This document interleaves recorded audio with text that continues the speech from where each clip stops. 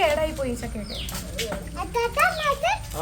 Hello, നമുക്കുണ്ടല്ലോ തറവാട്ടിൽ അത്യാവശ്യം വലിയ ഒരു കടപ്ലാവ് ഉണ്ട് കേട്ടോ. നന്നായിട്ട് കായും ഇടുന്ന ഒരു കടപ്ലാവാണ് ഇത്.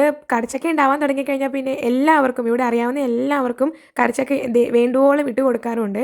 കാരണം നമുക്ക് നമ്മുടെ ആവശ്യത്തിന് ഒന്നോ രണ്ടൊക്കെ പോരെ, ബാക്കി അറിയാവുന്നവർക്കൊക്കെ കൊടുക്കും. റോട്ടിൽ കൂടെ നടന്നു പോകുന്നവരൊക്കെ കടപ്ലാവിൽ ചക്ക ഉണ്ടായി കിടക്കുന്ന കണ്ടാൽ വന്ന് ചോദിക്കാറുണ്ട് കേട്ടോ, ഞങ്ങൾക്ക് ഒരെണ്ണം തരണേന്ന് പറഞ്ഞ്.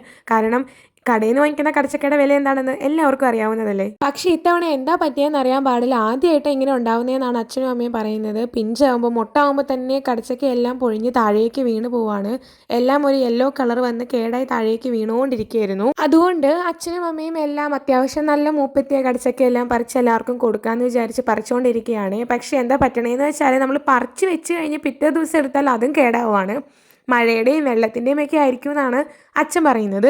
ഇവിടെ കടച്ചക്ക ഇങ്ങനെ പറിച്ചു കഴിഞ്ഞാൽ കടച്ചക്ക വറുത്ത് വെക്കുകയും പിന്നെ കടച്ചക്ക പുഴുക്കുണ്ടാക്കും, തോരൻ വെക്കും, മസാലക്കറി ഇട്ടുണ്ടാക്കും, അങ്ങനെ ഒരുപാട് വെറൈറ്റിയിൽ കടച്ചക്ക ഉണ്ടാക്കാറുണ്ട് കേട്ടോ.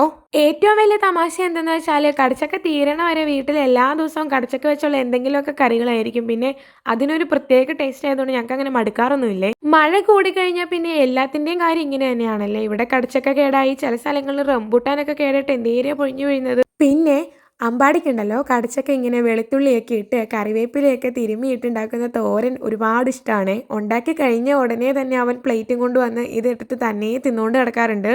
ഏകദേശം മൂപ്പായ എല്ലാ കടച്ചക്കയും പറിച്ചു കഴിഞ്ഞു കേട്ടോ. ഇനി ഇത് എല്ലാവർക്കും ഡിവൈഡ് ചെയ്ത് കൊടുക്കണം. അപ്പോൾ കടച്ചക്ക ഇഷ്ടമുള്ള ആരൊക്കെയുണ്ട്? ഒരെണ്ണം വീട്ടിൽ കൊടുക്കാമല്ലോ നമുക്ക്.